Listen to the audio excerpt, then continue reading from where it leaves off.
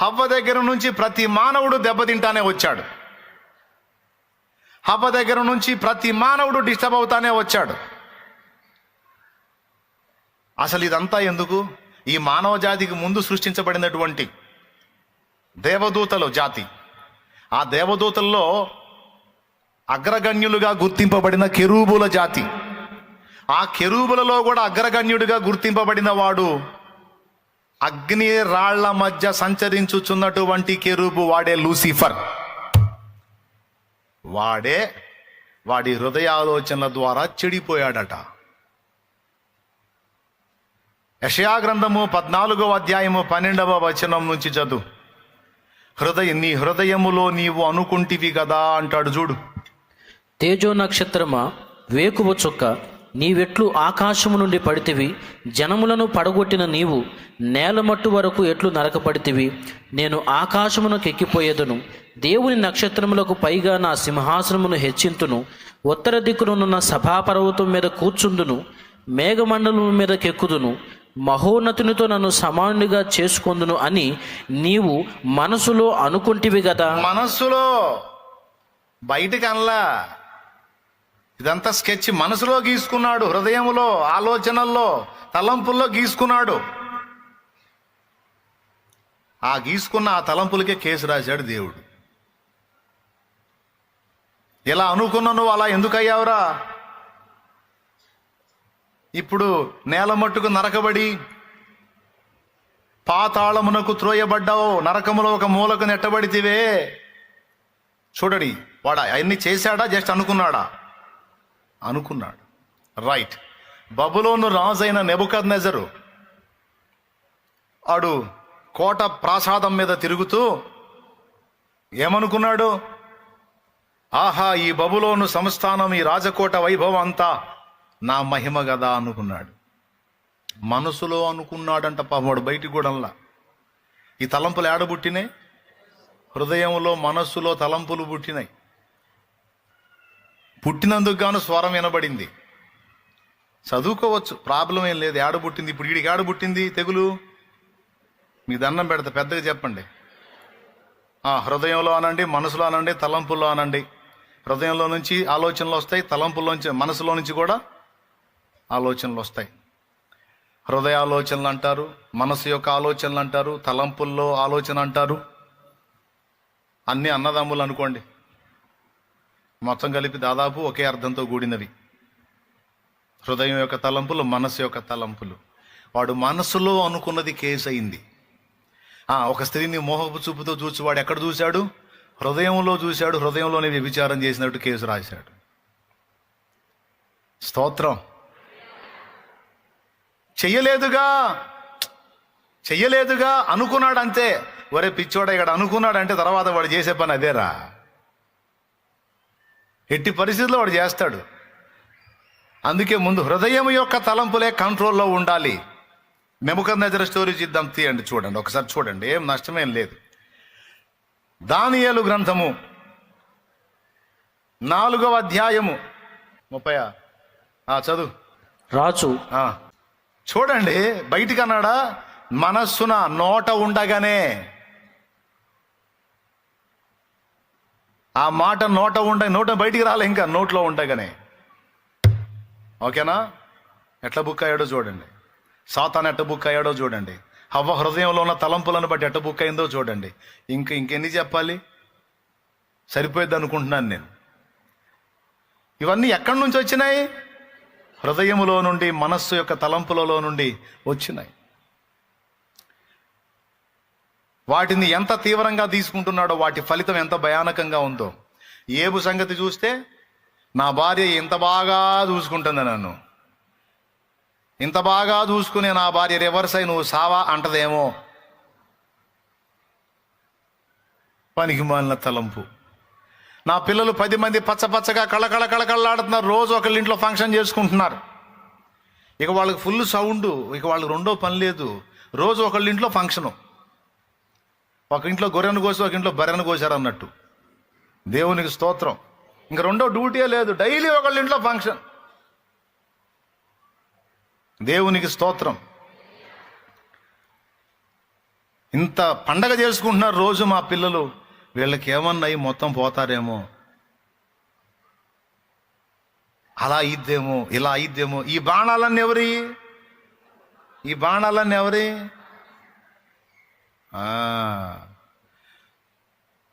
గర్వపు ఆలోచనలు హృదయం యొక్కయు తలంపులలో నుంచే వస్తాయి. పాపపు ఆలోచనలు, రాసుకోండి మీకు దండం, గర్వపు ఆలోచనలు ఎక్కడి నుంచి వచ్చినాయి? హృదయం యొక్క తలంపులలో నుంచే వచ్చినాయి, మనసు యొక్క తలంపుల నుంచి వచ్చినాయి. పాపపు ఆలోచనలు యేసు ప్రభు చెప్పాడు పూర్తిగా.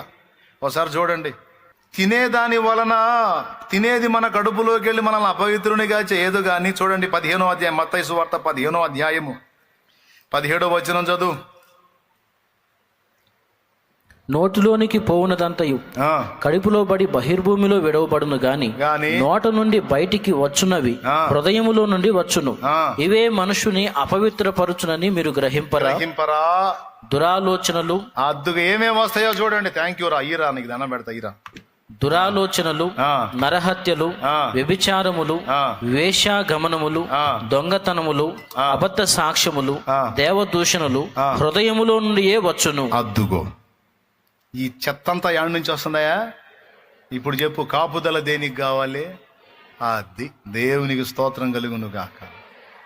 అసలు వీటన్నిటి ఉనికి పట్టులాగుంది అది. ఏమండి, ఇవన్నీ అక్కడి నుంచి వస్తున్నాయంట. ఏమేమి వస్తున్నాయి ఫస్ట్ చెప్పుకున్నాం. గర్వపు ఆలోచనలు అక్కడి నుంచే పుడుతున్నాయి, పాపపు ఆలోచనలు అక్కడి నుంచే పుడుతున్నాయి. మూడవది, కీడు సంబంధమైన ఆలోచనలు కూడా అక్కడి నుంచే పుడుతున్నాయి. గమనించి చూడండి, మనకు మంచి ఆలోచనలు రావటం తక్కువ, దరిద్రపు ఆలోచనలు రావటం ఎక్కువ. ఎంతమంది ఒప్పుకుంటారో ఒప్పుకున్న వాళ్ళు చేతులు ఎత్తండి. శుభకరమైన ఆలోచనలు తక్కువ, శాపగ్రస్తమైన ఆలోచనలు ఎక్కువ. అవునా? ఎందుకో తెలుసా? అక్కడ మొలకెత్తితేనే మనం పెందలాడు ఒక దారి అయ్యేది. అందుకని వాడు గురి ఎక్కడ పెడతాడో తెలుసా? మన బాడీకి కాదు, హృదయానికి, ఆలోచనలకు పెడతాడు. క్రొత్త నిబంధనలో మనకు లభించిన ధన్యత ఏమిటంటే, నా ప్రభు అయిన యేసుక్రీస్తు ద్వారా మనకు లభించిన ధన్యత ఏంటంటే, మనము గాని ప్రతి సంగతిని గూర్చి ఆయనకు కృతజ్ఞతాపూర్వకంగా ప్రార్థన విజ్ఞాపనల చేత మన మనవులు ఆయనకు తెలియజేస్తే, అప్పుడు సమస్త జ్ఞానమునకు మించిన సమాధానం అంటే, సమస్త జ్ఞానం అంటే ఈ లోక జ్ఞానం, మనుష్య జ్ఞానం, దయ్యపు జ్ఞానం, సకల జ్ఞానములు, సైతాను జ్ఞానం, అన్ని జ్ఞానములకు మించిన దేవుని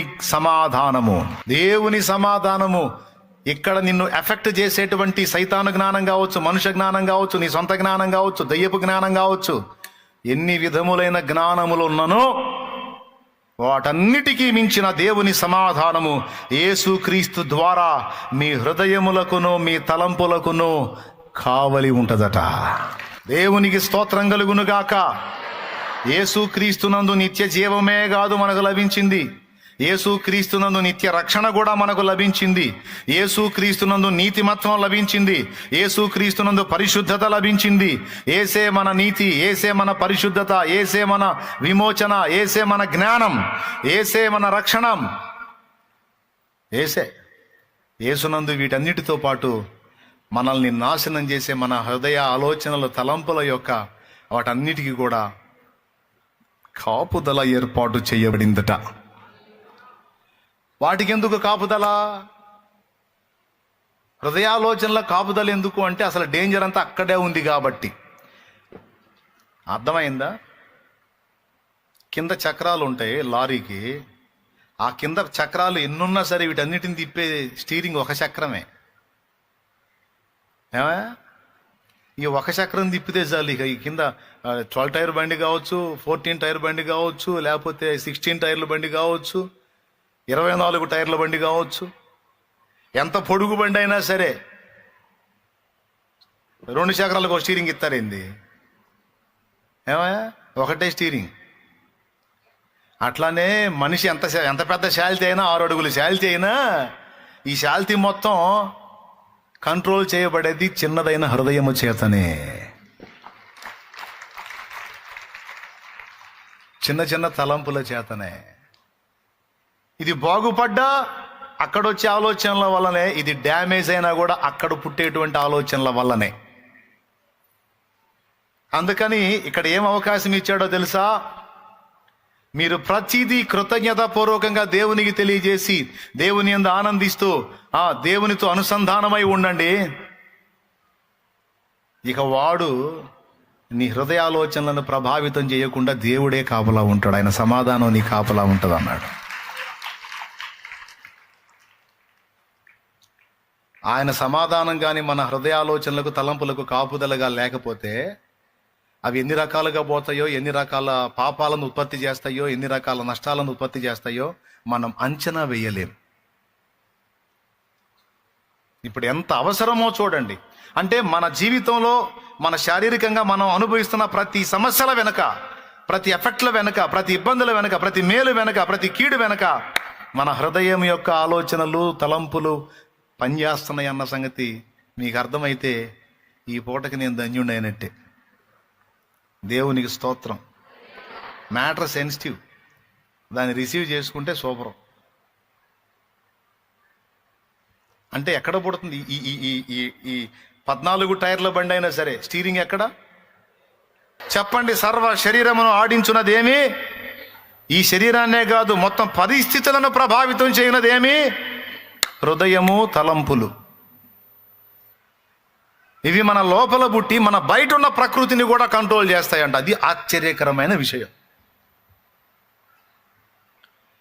ఎలా చెప్పగలవు ఈ మాట అంటే, ఏబు గుండెల్లో పుట్టిన ఆలోచన, ఏబు బయట ఉన్న భార్యని, ఏబు బయట ఉన్న పిల్లల్ని, ఏబు బయట ఉన్న ఒంటెల్ని, ఎడ్లని, పశువుల్ని, సమస్తాన్ని, దాసదాసి జనాంగాన్ని ఎలా ఎఫెక్ట్ చేయగలిగినాయి? అలా ఎఫెక్ట్ చేయగలిగింది ఏంటి? ఏబు యొక్క ఆలోచనలని ఏబే చెప్పాడు.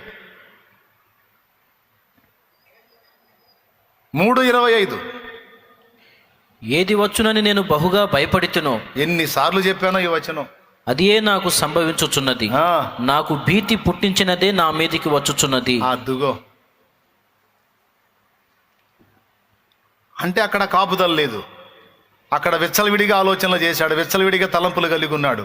ఆ తలంపుల ప్రభావం ఎంత బాగా పనిచేసిందంటే అది తనని మాత్రమే గాక తనకు వెలపట్టున్నటువంటి ఇతరులను కూడా డ్యామేజ్ చేసింది. అంత ప్రమాదం.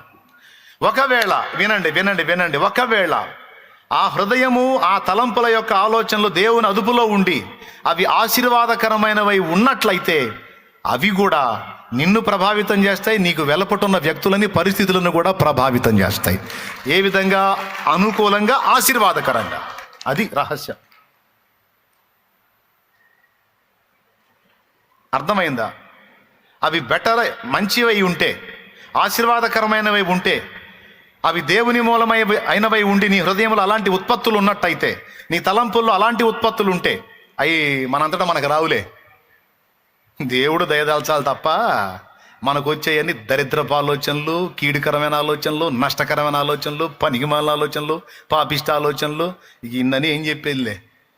దేవునికి స్తోత్రం. మన నుండి ఉత్పత్తి అంతా కూడా ఆయనే చెప్పాడు కదా. ఆదికాండము 6వ అధ్యాయము 5వ వచనంలో నరుల హృదయాలోచన, వారి తలంపుల్లోని ఊహంతయు కేవలము చెడ్డది. క్లియర్గా రాసుంది. మరి ఏదన్నా మనకి మంచి ఉత్పత్తి కావాలంటే ఎలా ఉత్పత్తి అయింది? దేవుని వాక్యంతో మనం నింపబడుట ద్వారా, ప్రతి విషయాన్ని గూర్చి ప్రభుకి విజ్ఞాపన చేయటం ద్వారా ప్రభు జోక్యం చేసుకొని మన హృదయం యొక్క ఆలోచనల యొక్క తలంపుల యొక్క విషయాలన్నిటినీ ఆయన బ్యాలెన్స్ చేసి ఆ కీడుకరమైన యోచనలు తొలగించి ఆశీర్వాదకరమైన ఆలోచనలను ఆయన మనకి చెప్పి మనలో నుండి ఆయన రప్పించకపోతే అవి సాధ్యము కాదు. అర్థమైందా? అందుకే ఆయనతోనూ ఆయన వాక్కుతోనూ నింపుకోవాలి హృదయాన్ని.